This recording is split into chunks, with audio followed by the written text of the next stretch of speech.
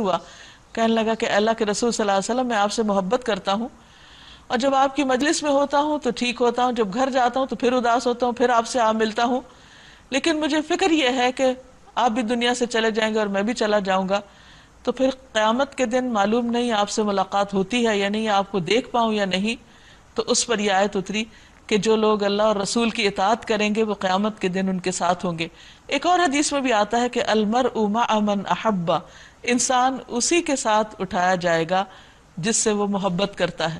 تو ہم سب کو بھی اپنا جائزہ لینا چاہیے کہ کیا واقعی اللہ اور اس کے رسول سے ہمیں محبت ہے، اور اگر حقیقی محبت ہے تو ہی قیامت کے دن ان کی شفاعت نصیب ہوگی اور حوض کوثر پر پانی، اور آخرت میں ان کی رفاقت۔ پھر فرمایا یا ایھا الذین آمنو، اے لوگو جو ایمان لائے ہو، مقابلے کے لیے ہر وقت تیار رہو، پھر جیسا موقع ہو الگ الگ دستوں کی شکل میں نکلو یا اکٹھے ہو کر، کیونکہ مدینہ میں آنے کے بعد ہر وقت ایک خوف کسی کیفیت رہتی تھی کہ کس وقت دشمن حملہ کر دے اور مسلمانوں کو ختم کرنے کی سازش کرے۔ تو اس پر مسلمانوں کو حکم دیا جا رہا ہے کہ چوکنے رہو، دشمن کا ترنے والا نہیں بنو، اور بے شک تم میں سے بعض ایسے بھی ہیں جو لڑائی سے جی چراتے ہیں، یعنی وہ اس کام کے لیے نہیں نکلنا چاہتے، سستی کرتے ہیں۔ اگر تم پر کوئی مصیبت آئے تو کہتا ہے اللہ نے مجھ پر بڑا فضل کیا، میں ان لوگوں کے ساتھ نہ گیا، اور اگر اللہ کی طرف سے تم پر فضل ہو تو کہتا ہے، اور اس طرح کہتا ہے گویا تمہارے اور اس کے درمیان محبت کا کوئی رشتہ ہی نہیں، کوئی تعلق ہی نہیں، کہ کاش میں بھی ان کے ساتھ ہوتا تو بڑا کام بن جاتا۔ یعنی اس کے ذہن میں، اس کی نیت میں دنیا ہے، دین نہیں ہے، وہ دین کے لیے قربانی نہیں کرتا، وہ ہمیشہ دین کا نام صرف اس وقت لیتا ہے جب اس کو کوئی دین سے فائدہ ہو، مفادات کی خاطر، اور جہاں مفاد نہیں وہاں دین بھی نہیں۔ ایسے لوگوں کو معلوم ہو کہ اللہ کی راہ میں لڑنا چاہیے ان لوگوں کو جو آخرت کے بدلے دنیا کی زندگی کو فروخت کر دے، پھر جو اللہ کی راہ میں لڑے گا اور مارا جائے گا یا غالب رہے گا اسے ضرور ہم اجر عظیم عطا کریں گے۔ آخر کیا وجہ ہے کہ تم اللہ کی راہ میں ان بے بس مردوں، عورتوں اور بچوں کی خاطر نہ لڑو جو کمزور پا کر دبا لیے گئے اور فریاد کر رہے ہیں کہ خدایا ہم کو اس بستی سے نکال جس کے باشندے ظالم ہیں، اور اپنی طرف سے ہمارا کوئی حامی و مددگار پیدا کر دے۔ یہاں اشارہ ہے ان مظلوم بچوں، بوڑھے مردوں اور عورتوں کی طرف جو مکہ میں اور دیگر قبائل میں تھے، جہاں پر وہ اسلام تو قبول کر چکے تھے لیکن ہجرت کرنے پہ قادر نہ تھے، اور پھر وہ وہاں کے رہنے والوں کے ظلم و ستم کا شکار تھے۔ تو ان کی طرف اشارہ کیا جا رہا ہے کہ وہ دعائیں مانگ رہے ہیں کہ کوئی آئے اور ان کو ظلم سے نکالے۔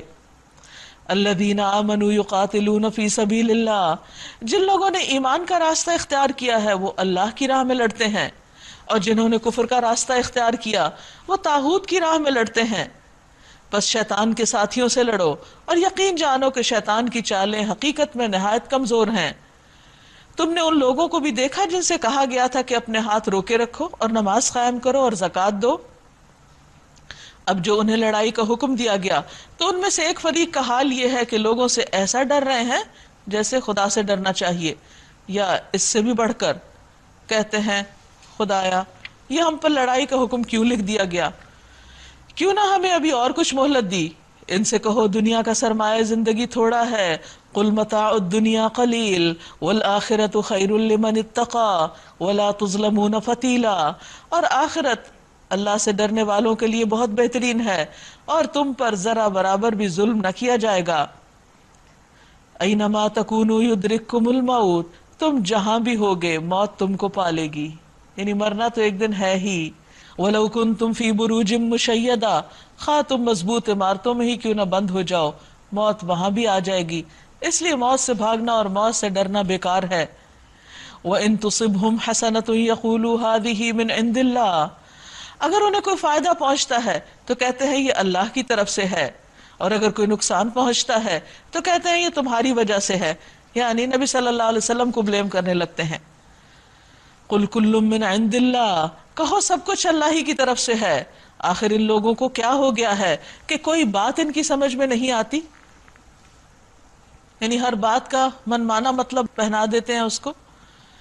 ما اصابک من حسنۃ فمن اللہ، اے انسان جو بھی بھلائی تمہیں حاصل ہوتی ہے اللہ کی عنایت سے ہوتی ہے، یہ اللہ کا فضل ہوتا ہے۔ وما اصابک من سیئۃ فمن نفسک، اور جو مصیبت تجھ پر آتی ہے وہ تیرے اپنی کمائی کی وجہ سے آتی ہے۔ یعنی انسان پر عام طور پر جو تکلیفیں آتی، انفرادی طور پر یا اجتماعی طور پر، وہ ان کے اپنے ہی ہاتھوں کی بوئی ہوئی کھیتی ہوتی ہے۔ لیکن عموماً غلطی کرنے کے بعد، گناہ کرنے کے بعد ہم بھول جاتے ہیں اور سوچتے ہیں کہ ہمارے ساتھ یہ کیوں ہو گیا۔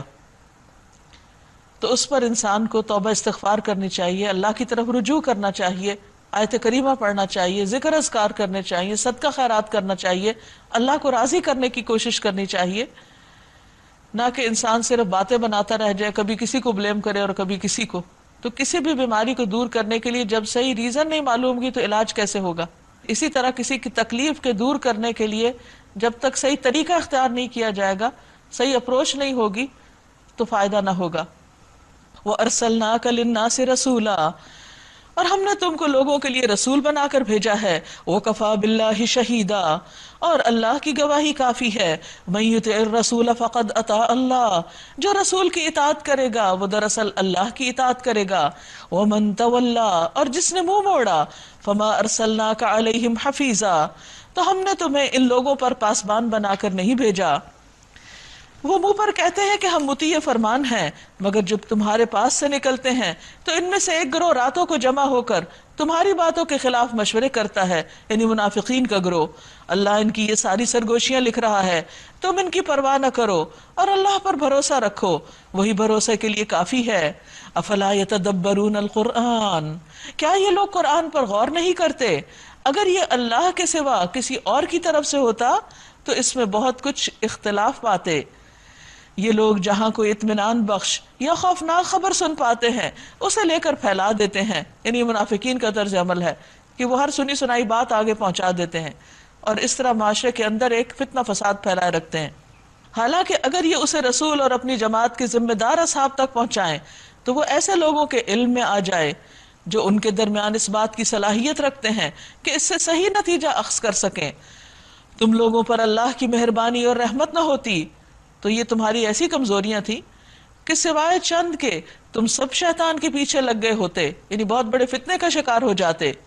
پس اے نبی تم اللہ کی راہ میں لڑو، تم اپنی ذات کے سوا کسی اور کے لیے ذمہ دار نہیں ہو، البتہ اہل ایمان کو لڑنے کے لیے اکساؤ۔ بعید نہیں کہ اللہ کافروں کا زور توڑ دے، اللہ کا زور سب سے زیادہ زبردست اور اس کی سزا سب سے زیادہ سخت ہے۔ من یشفع شفاعۃ حسنۃ یکن لہ نصیب منہا، جو بھلائی کی سفارش کرے گا وہ اس میں سے حصہ پائے گا، اور جو برائی کی سفارش کرے گا وہ اس میں سے حصہ پائے گا، اور اللہ ہر چیز پر نظر رکھنے والا ہے۔ وَإِذَا حُيِّيتُم بِتَحِيَّةٍ فَحَيُّوا بِأَحْسَنَ مِنْهَا أَوْ رُدُّوهَا، اور جب کوئی احترام کے ساتھ تمہیں سلام کرے تو اس کو اس سے بہتر طریقے سے جواب دو، یعنی سلام کا جواب دینا لازم ہے، اور سلام السلام سے جو اللہ کا نام ہے، سلامتی کی دعا ہے۔ نبی صلی اللہ علیہ وسلم نے فرمایا، سلام اللہ کے ناموں میں سے ایک نام ہے، جسے اس نے زمین میں نازل کیا، اس کو آپس میں پھیلاؤ۔ جب کوئی آدمی لوگوں کو سلام کرتا ہے اور وہ اسے جواب دیتے ہیں تو سلام کرنے والے کو ان پر فضیلت حاصل ہوتی ہے، کیونکہ وہ ان کو یاد کراتا ہے، اور اگر وہ جواب نہ دے تو اسے ایسے جواب دیتے ہیں جو ان سے بہتر اور پاکیزہ ہوتے ہیں، یعنی فرشتے۔ تو اس سے بہتر طریقے سے اس کو جواب دو، یا کم از کم اسی طرح، یعنی جواب دو ضرور۔ اللہ ہر چیز کا حساب لینے والا ہے، یعنی آپ دیکھیے کہ اس کے فوراً بعد کا اللہ حساب لینے والا ہے، اگر تم جواب نہیں دو گے تو اس کا بھی حساب ہوگا۔ ویسے تو اس کے لیے فرشتے جواب دیتے ہیں، مگر انسانوں کے جو ذمہ ہے وہ تو ذمہ ہی ہے۔ رسول اللہ صلی اللہ علیہ وسلم نے فرمایا، لوگوں میں سے اللہ کے نزدیک وہ ہے، یعنی زیادہ قریب وہ ہے جو سلام کرنے میں پہل کرتا ہے۔ اللہ وہ ہے جس کے سوا کوئی الہ نہیں، وہ تم سب کو اس قیامت کے دن جمع کرے گا جس کے آنے میں کوئی شبہ نہیں، اور اللہ کی بات سے بڑھ کر سچی بات اور کس کی ہو سکتی ہے۔ فما لکم فی المنافقین فئتین، پھر یہ تمہیں کیا ہو گیا ہے کہ منافقین کے بارے میں تمہارے درمیان دو رائے پائی جاتی ہیں، حالانکہ جو برائیاں انہوں نے کمائی ہیں ان کی بدولت اللہ انہیں الٹا پھیر چکا ہے۔ کیا تم چاہتے ہو کہ جسے اللہ نے ہدایت نہیں بخشی اسے تم ہدایت بخش دو؟ حالانکہ جس کو اللہ نے راستے سے ہٹا دیا اس کے لیے تم کوئی راستہ نہیں پا سکتے۔ وہ تو یہ چاہتے ہیں کہ جس طرح وہ خود کافر ہیں اسی طرح تم بھی ہو جاؤ، تاکہ تم اور وہ سب یکساں ہو جائیں۔ یعنی منافقین خود بھی ایمان نہیں لائے تو تمہارے ایمان سے بھی انہیں دلچسپی نہیں، لہٰذا ان میں سے کسی کو اپنا دوست نہ بناؤ جب تک کہ وہ اللہ کی راہ میں ہجرت کر کے نہ آ جائیں، اور اگر وہ ہجرت سے باز رہیں تو جہاں پاؤ انہیں پکڑو اور قتل کرو، اور ان میں سے کسی کو اپنا دوست اور مددگار نہ بناؤ۔ البتہ وہ منافق اس حکم سے مستثنی ہیں جو کسی ایسی قوم سے جا ملے جس سے تمہارا معاہدہ ہے، اسی طرح وہ منافق بھی مستثنی ہیں جو تمہارے پاس آتے ہیں اور لڑائی سے دل برداشتہ ہیں، نہ تم سے لڑنا چاہتے ہیں نہ اپنی قوم سے۔ اللہ چاہتا تو ان کو تم پر مسلط کر دیتا اور وہ بھی تم سے لڑتے، لہٰذا اگر وہ تم سے کنارہ کش ہو جائیں اور لڑنے سے باز رہیں اور تمہاری طرف صلح اور آشتی کا ہاتھ بڑھائیں تو اللہ نے تمہارے لیے ان پر دست درازی کی کوئی راہ نہیں رکھی۔ ایک اور قسم کے منافق تمہیں ایسے ملیں گے جو چاہتے ہیں کہ تم سے بھی امن میں رہیں اور اپنی قوم سے بھی، مگر جب کبھی فتنے کا موقع پائیں گے اس میں کود پڑیں گے۔ ایسے لوگ اگر تمہارے مقابلے سے باز نہ رہیں اور صلح و سلامتی تمہارے آگے پیش نہ کریں اور اپنے ہاتھ نہ روکیں تو جہاں وہ ملیں انہیں پکڑو اور مارو۔ ان پر ہاتھ اٹھانے کے لیے ہم نے تمہیں کھلی حجت دے دی ہے۔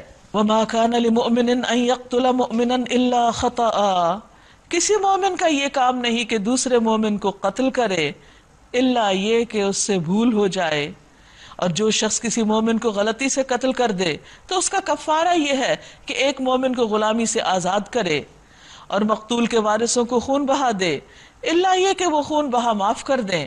لیکن اگر وہ مسلمان مقتول کسی ایسی قوم سے تھا جس سے تمہاری دشمنی ہو تو اس کا کفارہ ایک مومن غلام کو آزاد کرنا ہے، اور اگر وہ کسی ایسی غیر مسلم قوم کا فرد تھا جس سے تمہارا معاہدہ ہو تو اس کے وارثوں کو خون بہا دیا جائے گا اور ایک مومن غلام کو آزاد کرنا ہوگا۔ پھر جو غلام نہ پائے تو وہ پے در پے 2 مہینے کے روزے رکھے، یہ اس گناہ پر اللہ سے توبہ کرنے کا طریقہ ہے اور اللہ علیم اور دانا ہے۔ وَمَن يَقْتُلْ مُؤْمِنًا مُتَعَمِّدًا فَجَزَاؤُهُ جَهَنَّمُ خَالِدًا فِيهَا وَغَضِبَ اللَّهُ عَلَيْهِ وَلَعَنَهُ وَأَعَدَّ لَهُ عَذَابًا عَظِيمًا۔ رہا وہ شخص جو کسی مومن کو جان بوجھ کر قتل کر دے تو اس کی جزا جہنم ہے جس میں وہ ہمیشہ رہے گا۔ ہمیشہ کیوں؟ اس لیے کہ اس گناہ کا کوئی ازالہ ہی نہیں۔ کسی کی جان ایک دفعہ چلی جائے تو واپس کبھی نہیں آ سکتی، ہمیشہ کے لیے چلی گئی، اسی لیے ایسے شخص کی سزا بھی ہمیشہ کے لیے ہے۔ جندب بن عبداللہ رضی اللہ عنہ سے روایت ہے کہ رسول اللہ صلی اللہ علیہ وسلم نے فرمایا، اگر کسی میں یہ ہمت ہو کہ وہ اپنے اور جنت کے مابین مسلمان آدمی کے خون کی ایک لپ بھی حائل نہ ہونے دے، جسے وہ مرغی ذبح کرنے کی طرح یعنی بے قیمت سمجھ کر بہا دے، تو ایسا کرے، کیونکہ جب بھی وہ جنت کے کسی دروازے پر جائے گا تو اس خون کو اپنے اور جنت کے مابین بطور آڑ پائے گا۔ اس پر اللہ کا غضب ہے، اللہ اس سے ناراض ہے اور اس کی لعنت ہے، اور اس نے یعنی اللہ نے اس کے لیے سخت عذاب مہیا کر رکھا ہے۔ اب ایک انسان اگر کسی اور کو قتل کرتا ہے تو اس کے لیے بھی تکلیف ہے، مگر وہ بہت تھوڑی ہے، لیکن قاتل نے اپنے آپ کو ہمیشہ کے لیے مصیبت میں ڈال لیا۔ عام طور پر دوسرے کی جان لینا بہت آسان لگتا ہے، لیکن یہ اتنا آسان نہیں۔ کسی کی دنیا خراب کر کے، کسی کی دنیا لے کر اپنی ہمیشہ کی زندگی برباد کرنا بہت ہی گھاٹے کا سودا ہے۔ اس لیے جس نے کسی ایک کی زندگی بچائی اس کا اجر اتنا بڑا بتایا گیا کہ اس نے گویا سارے انسانوں کی زندگی بچا لی، اور اگر کوئی ایک مومن کو بلا وجہ قتل کر دیتا ہے تو یہ اللہ کے نزدیک پوری دنیا کے زوال سے بھی زیادہ بڑی چیز ہے۔ پوری دنیا ختم ہو جائے یہ اللہ کے نزدیک آسان ہے، کم درجے کی چیز ہے۔ ایک مومن کی جان چلی جائے یہ اللہ کے نزدیک اس سے کہیں بڑا نقصان کا کام ہے۔ تو اس لیے انسان کو کسی کی بھی جان لینے کی سوچنے سے پہلے بھی 1000 بار سوچنا چاہیے کہ وہ سوچ کیا رہا ہے۔ ایسی سوچوں سے بھی پرہیز کرنا چاہیے کیونکہ انسان کی سوچیں بالآخر اس کے عمل میں ڈل جاتی ہیں۔ ہنسی مذاق میں بھی نہیں کہنا چاہیے کہ I'll kill you، نہیں، کیونکہ انسان جو کچھ بولتا رہتا ہے وہ بعض اوقات ویسا ہی ہونے بھی لگتا ہے اس سے، تو یہ کوئی مذاق کی بات ہی نہیں ہے، کیونکہ اس کو بھی فرشتے لکھ رہے ہوتے ہیں۔ تو انسان زبان سے بولے تو بھی سمجھ کر، اور ایسا کوئی قدم اٹھانے لگے تو بھی سوچ کر۔ یا ایھا الذین آمنو، اے لوگو جو ایمان لائے ہو، جب تم اللہ کی راہ میں جہاد کے لیے نکلو تو دوست دشمن میں تمیز کرو، اور جو تمہاری طرف سلام سے پہل کرے اسے فوراً نہ کہہ دو کہ تم مومن نہیں۔ اگر تم دنیاوی فائدہ چاہتے ہو تو اللہ کے پاس تمہارے لیے بہت سے مال غنیمت ہیں، یعنی کہیں مال کے شوق میں کسی کی جان نہ لینا، آخر اسی حالت میں تم خود بھی تو پہلے اس سے مبتلا رہ چکے ہو، پھر اللہ نے تم پر احسان کیا، یعنی اسلام کی نعمت دی، لہذا تحقیق سے کام لو، جو کچھ تم کرتے ہو اللہ اس سے باخبر ہے۔ مسلمانوں میں سے وہ لوگ جو کسی معذوری کے بغیر گھر بیٹھے رہتے ہیں، اور وہ جو اللہ کی راہ میں جان و مال سے جہاد کرتے ہیں، دونوں کی حیثیت یکساں نہیں۔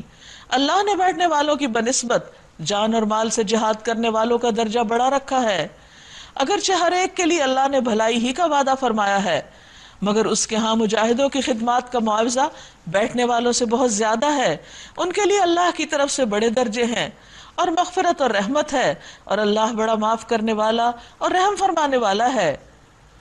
جو لوگ اپنے نفس پر ظلم کر رہے تھے ان کی روحیں جب فرشتوں نے قبض کی تو ان سے پوچھا کہ تم یہ کس حال میں مبتلا تھے، کیوں نافرمانی کر رہے تھے اللہ کی؟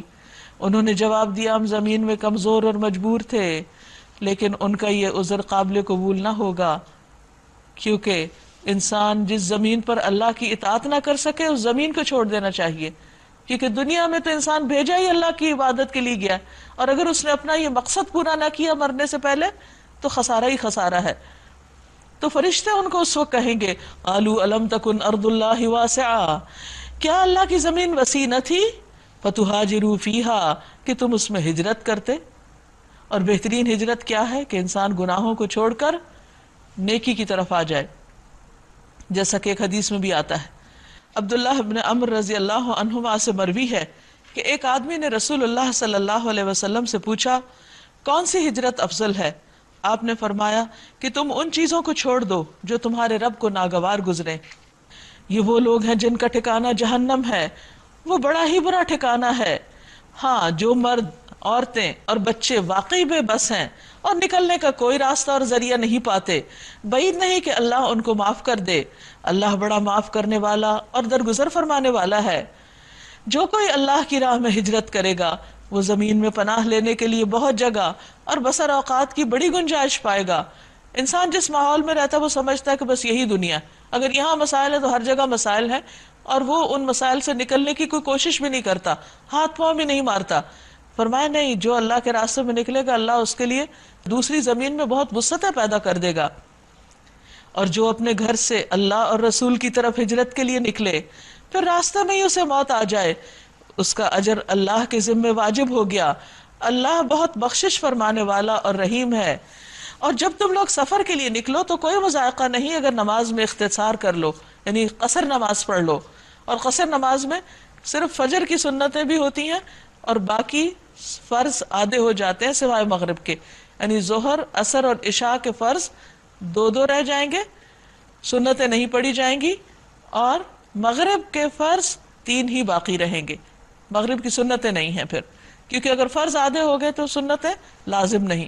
ہاں، اگر سواری پر یا ویسے جب چاہے انسان جتنے بھی نوافل پڑھے، نبی صلی اللہ علیہ وسلم سفر میں بہت نوافل کا اہتمام کرتے تھے، خصوصاً جب کہ تمہیں اندیشہ ہو کہ کافر تمہیں ستائیں گے، کیونکہ وہ کھلم کھلا تمہاری دشمنی پر تلے ہوئے ہیں۔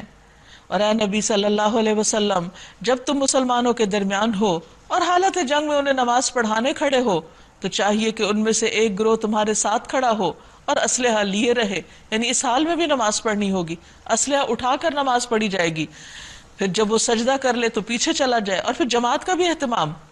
اور دوسرا گروہ جس نے ابھی نماز نہیں پڑھی آ کر تمہارے ساتھ پڑھے اور وہ بھی چوکنا رہے، یعنی نماز بھی پڑھو اور اپنے دشمن سے چوکنے بھی رہو اور اپنا اسلحہ لیے رہے، یعنی مخصوص حالات میں نماز کا مخصوص طریقہ ہے، لیکن نماز چھوڑنے کا یہ بھی عذر نہیں کہ جنگ کی حالت میں ہو، کیونکہ کفار اس طاق میں ہے کہ تم اپنے ہتھیاروں اور اپنے سامان کی طرف سے ذرا غافل ہو تو وہ یکبارگی تم پر ٹوٹ پڑے۔ البتہ اگر تم بارش کی وجہ سے تکلیف محسوس کرو یا بیمار ہو تو اسلحہ رکھ دینے میں کوئی مذاقہ نہیں، مگر پھر بھی چوکنے رہو، یعنی کام بھی کرو اور اس کے ساتھ ساتھ نماز ادا کرو۔ سوال یہ پیدا ہوتا ہے کہ جو نماز میدان جنگ میں معاف نہیں، وہ بستر پر آرام سے لیٹے ہوئے کیسے معاف ہو سکتی کہ بغیر کسی عذر اور وجہ کے انسان نماز چھوڑ دے، اور خصوصاً جمعہ کی نماز، کیونکہ جو شخص 3 جمعے برابر چھوڑتا ہے وہ منافقین میں لکھ لیا جاتا ہے۔ یقین رکھو کہ اللہ نے کافروں کے لیے رسوا کن عذاب مہیا کر رکھا ہے۔ پھر جب نماز سے فارغ ہو جاؤ تو کھڑے اور بیٹھے اور لیٹے ہر حال میں اللہ کو یاد کرو، یعنی اللہ کا ذکر کرتے رہو، اور جب اطمینان نصیب ہو جائے تو پوری نماز پڑھو، یعنی پھر قصر نہیں۔ نماز در حقیقت ایسا فرض ہے، ان الصلاۃ کانت علی المؤمنین کتابا موقوتا، نماز در حقیقت ایسا فرض ہے جو پابندی وقت کے ساتھ اہل ایمان پر لازم کیا گیا ہے، یعنی نماز کی ادائیگی میں وقت کی پابندی بہت ضروری ہے۔ عبداللہ بن مسعود رضی اللہ عنہ سے مروی ہے کہ ایک شخص نے نبی صلی اللہ علیہ وسلم سے پوچھا کون سا عمل سب سے افضل ہے؟ آپ نے فرمایا وقت پر نماز پڑھنا۔ وقت گزر جائے اور قضا کر کے بلا وجہ انسان پڑھے تو وہ قبول نہیں ہوتی۔ پھر اس گروہ کے تعاقب میں کمزوری نہ دکھاؤ، اگر تم تکلیف اٹھا رہے ہو تو تمہاری طرح وہ بھی تکلیف اٹھا رہے ہیں، اور تم اللہ سے اس چیز کے امیدوار ہو جس کے وہ امیدوار نہیں، یعنی تمہیں جو تکلیف ہوگی ایک کانٹا بھی چبھے گا تو اجر ملے گا، لیکن ان کے لیے کوئی اجر نہیں۔ اللہ سب کچھ جانتا ہے اور وہ حکیم اور دانا ہے۔ انا انزلنا الیک الکتاب بالحق، ہم نے یہ کتاب حق کے ساتھ تمہاری طرف نازل کی ہے تاکہ جو راہ راست اللہ نے تمہیں دکھائی ہے اس کے مطابق لوگوں کے درمیان فیصلہ کرو، تم بددیانت لوگوں کی طرف سے جھگڑنے والے نہ بنو، اور اللہ سے درگزر کی درخواست کرو، وہ بڑا درگزر فرمانے والا اور رحیم ہے۔ جو لوگ اپنے نفس سے خیانت کرتے ہیں ان کی حمایت نہ کرو۔ اصل میں جو شخص کسی کی خیانت کرتا ہے وہ دراصل پہلے اپنے ساتھ خیانت کر رہا ہوتا ہے، خود کو دھوکہ دے رہا ہوتا ہے۔ اللہ کو ایسا شخص پسند نہیں جو خیانت کار اور معصیت پیشہ ہو۔ یہ لوگ انسانوں سے اپنی حرکات چھپا سکتے ہیں مگر خدا سے نہیں چھپا سکتے، وہ تو اس وقت بھی ان کے ساتھ ہوتا ہے جب یہ راتوں کو چھپ کر اس کی مرضی کے خلاف مشورے کرتے ہیں۔ ان کے سارے اعمال پر اللہ محیط ہے۔ ہاں تم لوگوں نے ان مجرموں کی طرف سے دنیا کی زندگی میں تو جھگڑا کر لیا، مگر قیامت کے دن ان کی طرف سے کون جھگڑا کرے گا؟ آخر وہاں کون ان کا وکیل ہوگا؟ اگر کوئی شخص برا فعل کر گزرے یا اپنے نفس پر ظلم کر جائے اور اس کے بعد اللہ سے درگزر کی درخواست کرے تو اللہ کو درگزر کرنے والا اور رحیم پائے گا، مگر جو برائی کما لے تو اس کی یہ کمائی اس کے لیے وبال ہوگی۔ اللہ کو سب باتوں کی خبر ہے اور وہ حکیم اور دانا ہے۔ وَمَن يَكْسِبْ خَطِيئَةً أَوْ إِثْمًا ثُمَّ يَرْمِ بِهِ بَرِيئًا، پھر جس نے کوئی خطا یا گناہ کر کے اس کا الزام کسی بے گناہ پہ ڈال دیا تو اس نے بہت بڑے بہتان اور سری گناہ کا بوجھ سمیٹ لیا۔ بہت بڑا جرم ہے کہ انسان غلطی کر کے دوسرے پہ ڈال دے، یہ کبیرہ گناہ ہے۔ وَلَوْلَا فَضْلُ اللَّهِ عَلَيْكَ وَرَحْمَتُهُ، اگر اللہ کا فضل اور اس کی رحمت تمہارے ساتھ نہ ہوتی تو ان میں سے ایک گروہ نے تو تمہیں غلط فہمی میں مبتلا کرنے کا فیصلہ کر ہی لیا تھا، حالانکہ در حقیقت وہ خود اپنے سوا کسی کو غلط فہمی میں مبتلا نہیں کر رہے تھے اور تمہارا کوئی نقصان نہ کر سکتے تھے۔ وَأَنزَلَ اللَّهُ عَلَيْكَ الْكِتَابَ وَالْحِكْمَةَ وَعَلَّمَكَ مَا لَمْ تَكُنْ تَعْلَمُ، اللہ نے تم پر کتاب اور حکمت نازل کی ہے اور تم کو وہ کچھ بتایا ہے جو تمہیں معلوم نہ تھا، اور اس کا فضل تم پر بہت بڑا ہے۔ یعنی کتاب کا مل جانا، حکمت کا دیا جانا فضل عظیم ہے۔ لوگوں کی سرگوشیوں میں اکثر کوئی بھلائی کی بات نہیں ہوتی، لوگوں کی سرگوشیوں میں اکثر و بیشتر کوئی بھلائی کی بات نہیں ہوتی، یعنی جو چپ کے دوسروں کے کانوں میں باتیں کرتے ہیں اس میں عموماً کوئی اچھی باتیں نہیں ہوتی، کیونکہ اچھی بات تو انسان سب کے سامنے کرنے میں زیادہ خوشی محسوس کرتا ہے۔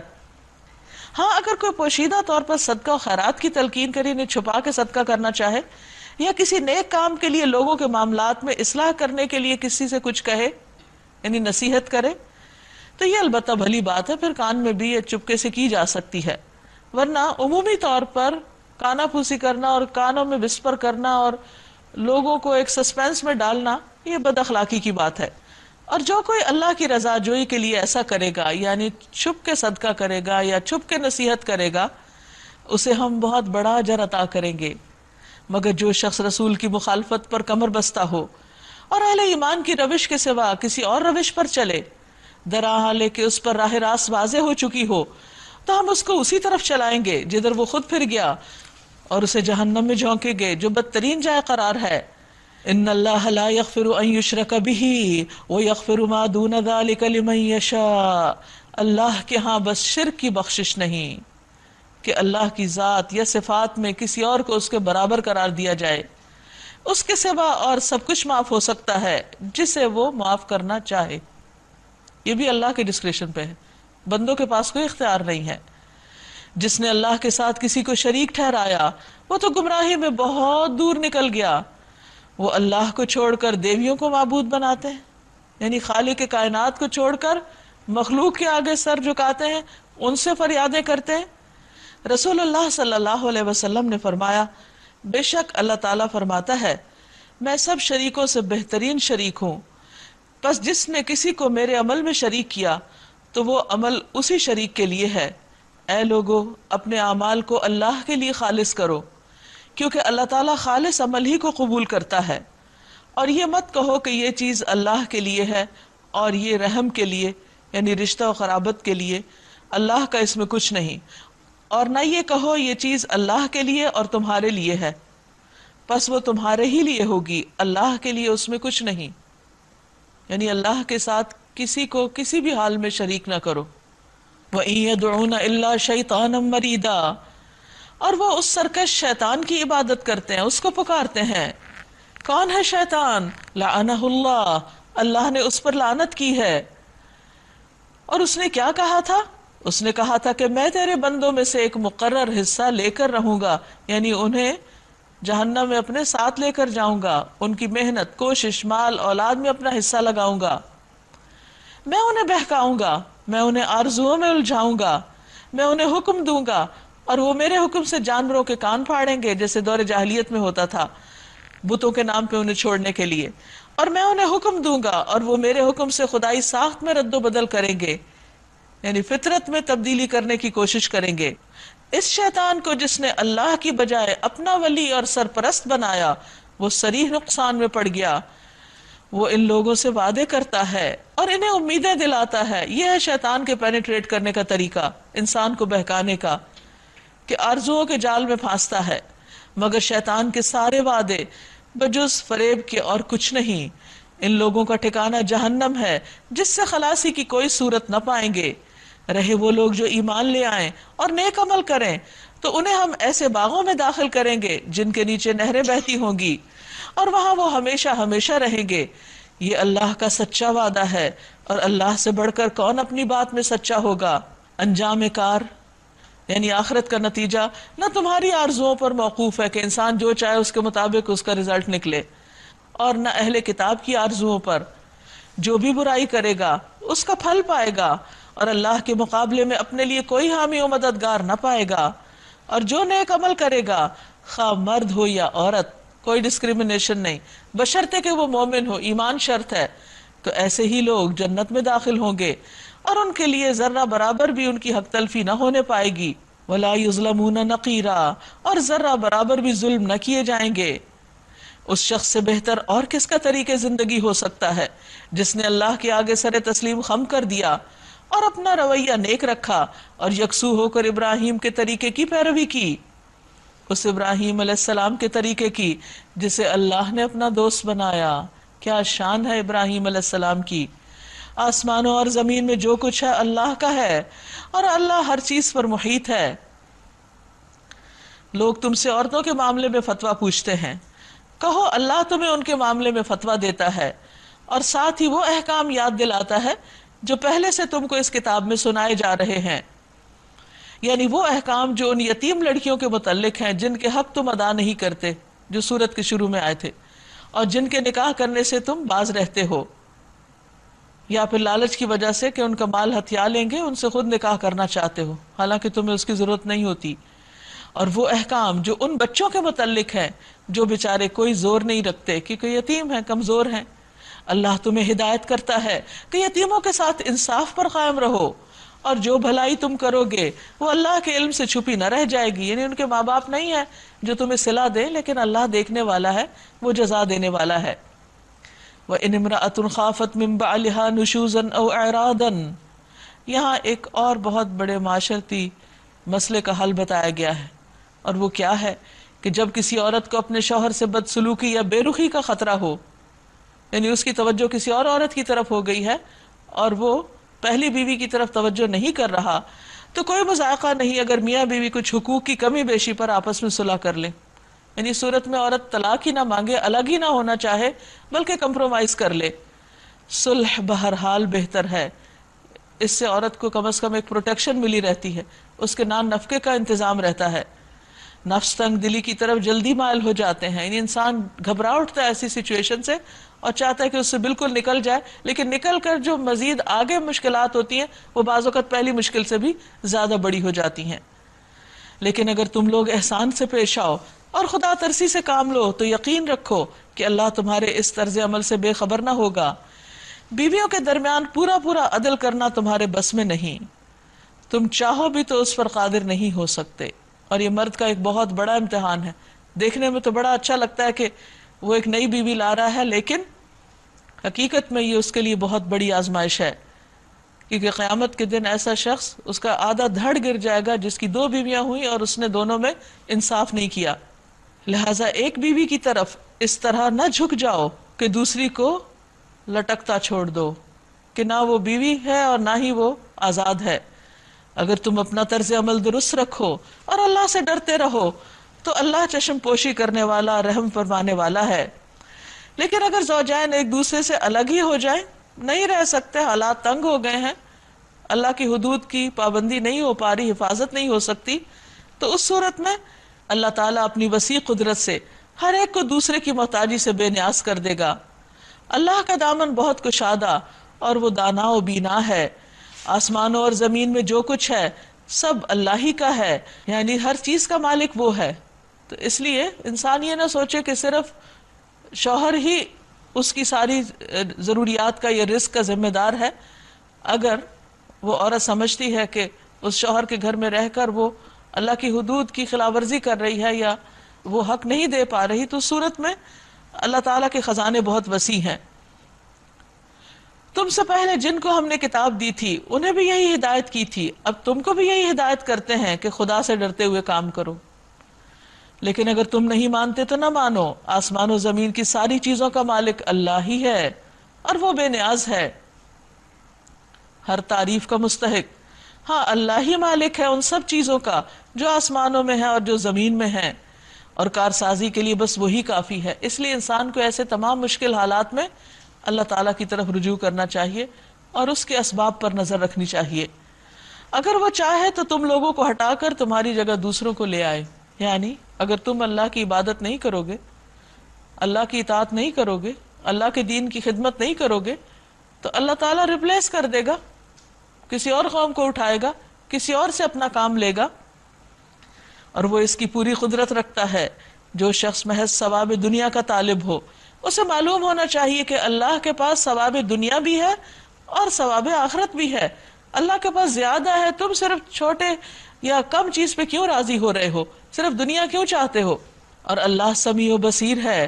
یعنی جو شخص آخرت کا خریدار ہوتا ہے، جس کی توجہ آخرت پر ہوتی، ایسا نہیں کہ دنیا میں اس کو نہیں ملتا، لیکن جو شخص صرف دنیا کی طرف ہی جھک جاتا ہے وہ آخرت سے محروم ہو جاتا ہے.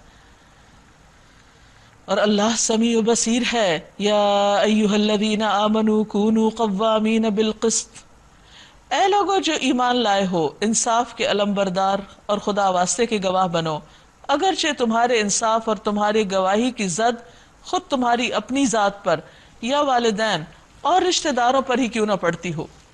یعنی بار بار اللہ تعالیٰ عدل و انصاف کا حکم دیتا ہے. فریق معاملہ خواہ مالدار ہو یا غریب، اللہ تم سے زیادہ ان کا خیر خواہ ہے. بعض اوقات انسان کسی کو دیکھتا ہے، وہ اگر اس کے خلاف بات کی تو اس کا یہ بینیفٹ ختم ہو جائے گا یا دوسرے کو نقصان پہنچے گا، تو اللہ تعالیٰ فرماتے ہیں کہ اللہ زیادہ خیر خواہ ہے. تم بات سچی کرو، گواہی درست دو، اور خواہ وہ تمہارے اپنے نقصان میں ہو یا والدین کے یا رشتہ داروں کے یا کسی غریب فقیر کے، اس کی پرواہ نہ کرو. لہٰذا اپنی خواہش نفس کی پیروی میں عدل سے باز نہ رہو. اور اگر تم نے لگی لپٹی بات کہی یا سچائی سے پہلو بچایا تو جان رکھو کہ جو کچھ تم کرتے ہو اللہ کو اس کی خبر ہے، معاملہ اللہ کے ساتھ ہے، پوچھ وہاں ہوگی، اس لیے بات سچی کرو، کھری کرو۔ یا ایھا الذین آمنو، اے لوگو جو ایمان لائے ہو، آمنو باللہ، اللہ پر ایمان لے آؤ۔ یعنی انسان کہے میں تو ایمان لا چکا ہوں، لیکن یہاں پر کیا فرمایا؟ ایمان والو، ایمان لاؤ۔ نبی صلی اللہ علیہ وسلم نے فرمایا کہ ایمان تمہارے پیٹوں میں اس طرح پرانا ہو جاتا ہے، یعنی سینے میں جیسے کپڑا پرانا ہو جاتا ہے، تو انسان کو ایمان کی تجدید کی ضرورت رہتی ہے۔ تو یہاں پر فرمایا کہ اے لوگو جو اپنے آپ کو مومن کہتے ہو، تم ایمان لاؤ، یعنی ایسے کام کرو کہ جس سے تمہارا ایمان اور بڑھے۔ ایمان لاؤ اللہ پر اور اس کے رسول پر اور اس کتاب پر جو اللہ نے اپنے رسول پر نازل کی ہے، اور اس کتاب پر جو اس سے پہلے وہ نازل کر چکا ہے، جس نے اللہ اور اس کے ملائکہ اور اس کی کتابوں اور اس کے رسولوں اور روز آخرت سے کفر کیا، وہ گمراہی میں بھٹک کر بہت دور نکل گیا۔ رہے وہ لوگ جو ایمان لائے پھر کفر کیا، پھر ایمان لائے پھر کفر کیا، پھر اپنے کفر میں بڑھتے چلے گئے، تو اللہ ہرگز ان کو معاف نہ کرے گا اور نہ کبھی ان کو راہ راست دکھائے گا۔ یعنی انسان کو اپنے دین کو کھیل تماشا نہیں بنا لینا چاہیے۔ دین پر استقامت بہت بڑی خوبی ہے انسان کی، اور جو منافق اہل ایمان کو چھوڑ کر کافروں کو اپنا رفیق بناتے ہیں، انہیں یہ خوشخبری سنا دو کہ ان کے لیے دردناک سزا تیار ہے۔ کیا یہ لوگ عزت کی طلب میں ان کے پاس جاتے ہیں، دنیاوی فائدوں کی خاطر؟ حالانکہ عزت تو ساری کی ساری اللہ ہی کے لیے ہے۔ اللہ اس کتاب میں تم کو پہلے ہی حکم دے چکا ہے کہ جہاں تم سنو کہ اللہ کی آیات کے خلاف کفر بکا جا رہا ہے اور ان کا مذاق اڑایا جا رہا ہے، یعنی اللہ کی آیات، احکامات کا، اللہ کے دین کا، وہاں مت بیٹھو جب تک کہ لوگ کسی دوسری بات میں نہ لگ جائیں۔ اب اگر ایسا کرتے ہو تو تم بھی انہی کی طرح ہو جاؤ گے، خواہ تم مذاق نہیں بھی کر رہے لیکن بیٹھ کے سن ہی رہے ہو۔ تمہارا اس مجلس میں بیٹھنا ہی تمہارے لیے نقصان دہ ہے، کیونکہ انسان جس مجلس میں بیٹھتا ہے اس کا اثر تو چڑھتا ہے۔ یہ کیسے ہو سکتا ہے کہ تین پانی سے بھری ہوئی کڑھائی ہو اور انسان اس میں کپڑا ڈالے اور کہ اس پہ رنگ نہیں چڑھے گا؟ کچھ نہ کچھ اثر ضرور ہوتا ہے، تھوڑا یا زیادہ۔ تو کتنا بھی انسان کا ایمان پختہ ہو، لیکن پھر بھی ایسی مجلس سے ایمان میں کمزوری آتی ہے، تو اس کی حفاظت ضروری ہے۔ اس لیے فرمایا کہ وہاں بیٹھو ہی مت، ساتھ ہی نہ دو، ہاں میں ہاں نہ ملاؤ، سن کے بھی نہ دو، پورا بائیکاٹ۔ یقین جانو کہ اللہ منافقوں اور کافروں کو جہنم میں ایک جگہ جمع کرنے والا ہے۔ یہ منافق تمہارے معاملے میں انتظار کر رہے ہیں کہ اونٹ کس کروٹ بیٹھتا ہے۔ اگر اللہ کی طرف سے فتح تمہاری ہوئی تو آ کر کہیں گے کیا ہم تمہارے ساتھ نہ تھے؟ اور اگر کافروں کا پلہ بھاری رہا، یعنی مکہ والوں کا، تو ان سے کہیں گے کہ کیا ہم تمہارے خلاف لڑنے پہ قادر نہ تھے، اور پھر بھی ہم نے تم کو مسلمانوں سے بچایا۔ چونکہ یہ دونوں طرف کے فائدے سمیٹنا چاہتے ہیں، اس لیے ان کا یہ طرز عمل ہے۔ بس اللہ ہی تمہارے اور ان کے معاملے کا فیصلہ قیامت کے دن کرے گا، اور اس فیصلے میں اللہ نے کافروں کے لیے مسلمانوں پر غالب آنے کی ہرگز کوئی سبیل نہیں رکھی۔ ان المنافقین یخادعون اللہ وہو خادعہم، یہ منافق اللہ کے ساتھ دھوکہ بازی کر رہے ہیں، حالانکہ در حقیقت اللہ ہی نے انہیں دھوکے میں ڈال رکھا ہے۔ جب یہ نماز کے لیے اٹھتے ہیں تو کسمساتے ہوئے، سستی کرتے ہوئے۔ عبداللہ فرماتے ہیں کہ ہم دیکھتے تھے کہ سوائے منافق کے نماز سے کوئی بھی پیچھے نہیں رہتا، جس کا نفاق ظاہر ہو یا وہ بیمار ہو۔ اگر بیمار ہوتا تو بھی 2 آدمیوں کے سہارے چلتا ہوا نماز پڑھنے کے لیے آ جاتا۔ محض لوگوں کو دکھانے کے لیے پڑھتے ہیں، اللہ کی خاطر نہیں ادا کرتے، اور خدا کو کم ہی یاد کرتے، نہیں وہاں کھڑے ہو کر بھی دھیان سارا دنیا کی طرف ہوتا ہے، اللہ کی یاد نہیں ہوتی۔ حالانکہ نماز کا اصل مقصد کیا ہے؟ اللہ تعالیٰ فرماتے ہیں اقم الصلاۃ لذکری، نماز میری یاد کے لیے قائم کرو۔ تو اگر کوئی شخص نماز پڑھتا اور اللہ ہی کو یاد نہیں کرتا تو وہ کیا کر رہا ہے؟ اس کا یہ عمل کیا معنی رکھتا ہے؟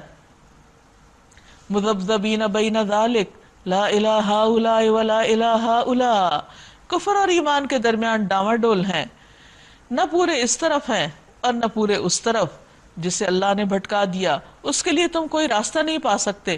یعنی ایسے لوگ کسی کے بھی خیر خواہ نہیں ہیں، کسی کے بھی وفادار نہیں ہیں، وہ سیلفش ہیں، وہ صرف اپنے فائدے کے لیے ہر طرف جا رہے ہیں۔ اے لوگو جو ایمان لائے ہو، مومنوں کو چھوڑ کر کافروں کو اپنا رفیق نہ بناؤ۔ کیا تم چاہتے ہو کہ اللہ کو اپنے خلاف سری حجت دے دو؟ یقین جانو کیا کہ منافق جہنم کے سب سے نچلے طبقے میں جائیں گے، کیونکہ یہ دھوکہ بازی بدترین صفت ہے اور اس کے لیے بدترین انجام ہے، اور تم کسی کو ان کا مددگار نہ پاؤ گے، یعنی اس نیچے والے گڑھے سے نکالنے کے لیے کوئی ان کی طرف نہیں جائے گا۔ ایک دفعہ نبی صلی اللہ علیہ وسلم صحابہ کے ساتھ بیٹھے ہوئے تھے کہ ایک پتھر کے گرنے کی آواز آئی۔ آپ نے فرمایا کہ آج سے 70 سال پہلے یہ پتھر جہنم میں لڑکایا گیا تھا، آج تہ تک پہنچا ہے۔ سوچیے کہ وہ سب سے نیچے والا حصہ ہوگا کتنا دور اور کتنا اندھیرا اور کتنا اندر، کہ اس سے باہر نکلنے کی اگر کوئی سوچے بھی تو سوچنا بھی مشکل ہے کہ نکل ہی نہیں سکیں گے۔ یہ بدترین انجام بدترین اخلاق اور بدترین طرز عمل کی وجہ سے۔ حالانکہ دنیا میں انسان اپنے آپ کو بڑا سمارٹ سمجھتا ہے، بڑا ہوشیار سمجھتا ہے کہ وہ ہر ایک کو بے وقوف بنا سکتا ہے اور ہر ایک سے فائدے اٹھا سکتا ہے، لیکن اللہ کے ہاں ہر چیز لکھی جا رہی ہے۔ اللہ تعالیٰ جانتا ہے کہ انسان کس حال میں کس کے ساتھ کیا معاملہ کر رہا ہے۔ اس لیے سچائی اور وعدے کی پابندی اور کھرا ہونا اور امانتوں کی حفاظت اور بہترین اخلاق اور دین کی بہترین سمجھ، یہ ہیں ایمان کی علامتیں، اور اس کے برعکس منافقت کی علامتیں ہیں۔ اس لیے انسان ہمیشہ اپنی امپرومنٹ کی کوشش کرتا رہے۔ ہم سب انسان ہیں، کمزور ہیں، ہم سے غلطیاں ہوتی ہیں، ہم پھر پھسلتے ہیں، لیکن لازم ہے کہ انسان ہر روز اپنی پچھلی برائیوں کو اور اپنی غلطیوں کو اور خامیوں کو اپنے سے مائنس کرتا رہے۔ یہ ایک مسلسل سٹرگل ہے مرتے دم تک۔ اس لیے علاج بھی بتا دیا گیا، الا الذین تابوا، مگر وہ جو توبہ کر لیں، پلٹ آئیں، وہ اصلحوا اور اصلاح کر لیں، واعتصموا باللہ اور اللہ کو مضبوط پکڑ لیں، یعنی اللہ تعالیٰ پر توکل کریں، بھروسہ کریں، ان پر سچا ایمان لائیں، ان کی بات مانیں، وَأَخْلَصُوا دِينَهُمْ لِلَّهِ، اور اپنے دین کو اللہ کے لیے خالص کر لیں، یعنی اخلاص کے ساتھ، بغیر ریاکاری کے، بغیر دکھاوے کے اللہ کے لیے ہر کام کریں۔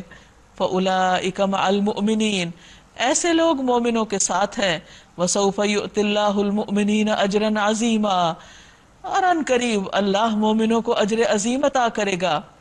ما يفعل اللہ بعذابکم ان شکرتم وآمنتم وکان اللہ شاکرا علیما، اللہ کو آخر کیا پڑی کہ تمہیں خامخواہ سزا دے اگر تم شکر گزار بندے بنتے ہو اور ایمان کی روش پہ چلتے رہو، تو اللہ بڑا قدردان ہے اور سب کے حال سے واقف ہے۔ تو اللہ تعالیٰ سے دعا ہے کہ اللہ ہمیں سچا ایمان نصیب کرے اور ہمارے اخلاق اور اعمال کو خالص اپنے لیے مخصوص کر لے۔ وآخر دعوانا ان الحمد للہ رب العالمین۔ اب اگر آپ کچھ کہنا چاہیں اس پارے کی کوئی خاص بات جو آپ نے سنی، سمجھی، محسوس کی اور یاد رکھنی چاہیے ہم سب کو، آپ شیئر کر سکتے ہیں۔ آج مجھے اس پارے میں اس بات نے بہت ٹچ کیا کہ اللہ تعالیٰ فرماتے ہیں اے ایمان والو ایمان لے آؤ۔ ہم لوگ اپنے اس بات کو ایکسیپٹ تو کرتے ہیں کہ ہم مسلمان ہیں، شیطان ہمارا دشمن ہے، ہمیں یہ کام کرنے ہیں، یہ کام نہیں کرنے ہیں، لیکن کانشیس مائنڈ سے اس بات کا یقین نہیں کرتے۔ اس کے لیے ہمیں کانشیس رہنے کی بھی ضرورت ہے اور کانشیس ایفرٹ کی بھی ضرورت ہے۔ تو اگر ہم لوگ یہ چیز اپنی زندگیوں میں لے آئیں، لائف کو ہم لوگ امتحان سمجھیں، تو پھر اس میں کچھ بیٹرمنٹ ہو سکتی ہے انشاءاللہ۔ استاذہ مجھے تو جو یہ بات بہت زیادہ اہم لگی اس بات کہ جنگ کی حالت میں بھی نماز معاف نہیں ہے۔ جنگ کی حالت میں جبکہ اسلحہ اٹھائے ہوئے ہیں اور وہ سب، اور ہم لوگ کتنی آسانی سے ہم جو قرآن پڑھتے ہیں چلو پھر بھی اس پہ بہت زیادہ عمل کرتے ہیں۔ آج یوتھ کو یہ بتانے کی بہت سخت ضرورت ہے کہ وہ کتنے خسارے میں ہیں اور بلا وجہ میں نمازیں چھوڑ دیتے ہیں۔ تو اس چھوٹی چھوٹی عذر کے اوپر اتنا آسان سمجھا ہوا ہے نماز کو کہ کوئی مسئلہ ہی نہیں۔ اللہ تعالیٰ تو بہت غفور رحیم ہے، وہ معاف کر دیں گے۔ اس لیے آج کی نسل کو یہ بہت سختی سے بتانے کی ضرورت ہے کہ نماز تو کسی حال میں معاف نہیں۔ یہ جو انہوں نے بات کی نماز کی، تو ایک چیز اور بھی ذہن میں آ رہی ہے کہ بعض اوقات نماز تو پڑھنی ہوتی ہے، ارادہ بھی ہوتا ہے، لیکن کہہ دیتے ہیں کہ اب کوئی بات نہیں، قضا پڑھ لیں گے، شاپنگ پہ گئے ہیں، کچھ بھی۔ لیکن آج کتنے واضح اس میں آیت ہے کہ نماز وقت کی پابندی کے ساتھ مشروط ہے، اس کے بعد نماز جو ہے وہ تو پھر پکڑ میں آ جائے گا کہ کیوں چھوڑی۔ باقی چیزوں کو ہم اس کے مطابق اکارڈنگلی ایڈجسٹ کر سکتے ہیں، اور نماز بہرحال پرائرٹی رہے گی۔ اور دوسری چیز ایک پورے جز میں مجھے جو لگ رہا تھا کتنی زیادہ معاشرتی زندگی اور آئلی زندگی اور گھریلو زندگی پہ سٹریس ہے، اور کتنا زیادہ اس چیز پر ہے کہ گریجولی صلحوں کے ساتھ اور ایک دوسرے کے ساتھ مل جل کر معاملہ کرو، کوئی زور زبردستی نہیں. اور اس کے ساتھ ساتھ ان لوگوں تک بتایا گیا کہ جو آپ کے ساتھ وقتی ساتھی ہیں، جن ان کی اتنی اہمیت قرآن میں بتائی جا رہی ہے، تو جن کے ساتھ لائف پارٹنرز ہیں، لائف ٹائم رہنا، ان کی کتنی اہمیت. یہاں پہ اللہ تعالیٰ نے فرمایا کہ کسی مومن کا کام نہیں کہ وہ دوسرے مومن کو قتل کرے. تو آج کل کے جو حالات ہیں ان کو دیکھتے ہوئے لگتا ہے کہ انسانی جان کی کوئی قیمت نہیں رہی کسی کے نظر میں. وہ اتنا معمولی بن گیا ہے کہ جیسے ہم رستے میں جاتے ٹیشو استعمال کرتے ہیں اور پھینک دیتے ہیں. تو مجھے لگ رہا تھا کہ انسان کی جو مچھر کو مارا جاتا ہے، بالکل ایسے ہی کوئی قیمت نہیں ہے انسان کی. تو میں سمجھتی ہوں اس کی سب سے بڑی وجہ یہ ہے کہ لوگ قرآن سے بہت دور ہیں. اگر ان کو اس کی سزا کا پتہ چل جائے تو شاید وہ یہ نہ کریں.